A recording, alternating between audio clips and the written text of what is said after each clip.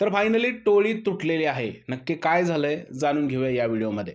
तर काल आपण पाहिलं असेल की रुचिता आणि विशालमध्ये वाद झाला होता आणि आज अनुष्का माने प्रोमोमध्ये बोलते की मला या ग्रुपमध्ये राहायचं नाही. मी ग्रुप सोडून चाललेले आहे. नक्की हे का झालंय थोडंसं समजून घेऊया. आता या ग्रुपची निर्मिती विशाल कोटेन यांनी केली होती. या ग्रुपमध्ये रुचिता, अनुश्री, रोशन आणि विशाल हे 4 मोठमोठी लोकं होती.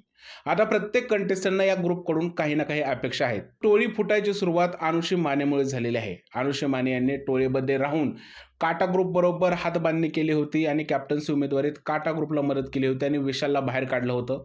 त्यानंतर विशाल जो आहे तो तन्वीच्या मागे-मागे जायला लागला आणि रुचिताला अव्हॉइड करायला लागला. हे सुद्धा टोळी तुटायचं कारण आहे आणि त्याचबरोबर रोशन भजनकर ह्या टोळीवरती डिपेंड राहिला.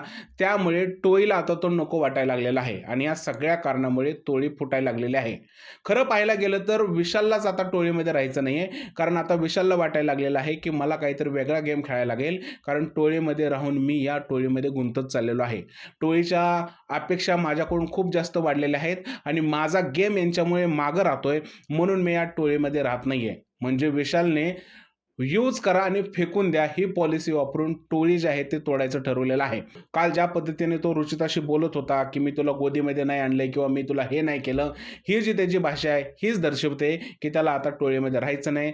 त्याला त्याचा वेगळा गेम खेळायचा आहे. आता तुम्हाला काय वाटतं खरंच टोळी कोणामुळे तुटत आहे? विशालमुळे, अनुष्कामुळे, रुचितामुळे की रोशनमुळे? मला असं वाटतंय, की टोळी तुटायला 2 लोकं जबाबदार आहेत. त्यामध्ये एक आहे अनुश्री आणि दुसरा आहे विशाल कोटियान. आता बघूयात पुढे यांचं काय होतंय. पण सध्या तरी हीच बातमी आहे, की टोळी जी आहे ती तुटायला लागलेली आहे आणि त्याला जबाबदार विशाल कोटियान आणि अनुश्री माने आहेत. तुमचं काय म्हणणं आहे या सगळ्या प्रकाराबद्दल? प्लीज मला कमेंटमध्ये सांगा. व्हिडिओ आवडला असेल तर त्याला लाईक करा, शेअर करा, चॅनलला सबस्क्राईब करायला विसरू नका. भेटूया पुढच्या व्हिडिओमध्ये.